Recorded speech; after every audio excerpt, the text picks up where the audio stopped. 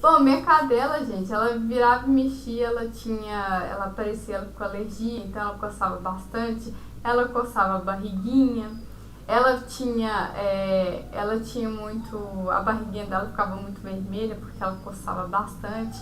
Fora que ela também tinha diversos tipos de otite, porque a otite também acaba sendo um tipo de alergia também, então ela acabava tendo muito esse tipo de infecção no ouvido, né? Então, até então eu dava ração para ela, né? Não sabia que isso poderia desencadear uma alergia, né? Por causa do tipo de alimentação que eu ofertava para ela. E eu vi que realmente depois que eu mudei da ração para comida natural, realmente eu vi que era alergia à alimentação seca. Porque a ração ela tem muito corante, muito conservante e muito flavorizante também. E essas substâncias são uma das precursoras, tá?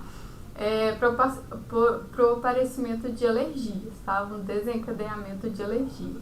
E também, fora que a ração ela tem em sua composição alguns grãos que são prejudiciais para os cães também, que podem também desencadear alergia, que no caso é o milho, o trigo e a soja.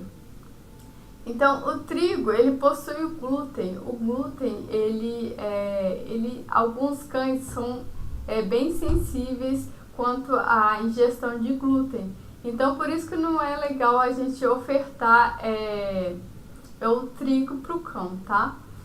E o milho, normalmente, ele não é muito... como ele acaba sendo cultivado, né, para plantar muito milho, eles acabam colocando vários agrotóxicos para não morrerem, para o milho sobreviver, né, para depois fazer a colheita e vender. Então, esses agrotóxicos acabam entrando dentro do grão de milho e acaba sendo um precursor, um alérgico para eles também. Então, por isso que não é bom o milho também. Fora que também ele não tem um valor muito nutricional para o cachorro. Ele não agrega uma nutrição, assim, um valor nutricional para ele, para o organismo dele, tá? Bom, e voltando aqui a minha cadela, então depois que eu mudei de ração para comida natural, eu vi que ela teve uma melhora significativa. Então ela parou de coçar, ela parou de ter a barriguinha avermelhada por causa da coceira mesmo, né, que ela tinha. E também ela parou de ter frequências de otite, né? No caso, alergia, assim, infecção no ouvido, né? Então, o prurido do ouvidinho dela parou de sair. Então, ela começou a ter um ouvido, digamos, mais saudável, né? Depois que eu mudei a alimentação dela. É claro que quando nós vamos dar banho, mudando de assunto, né? Ao dar banho nos cães, a gente tem que proteger os ouvidinhos dele para não cair água, senão aí pode dar uma infecção. Mas fora isso, pode ser alergia também.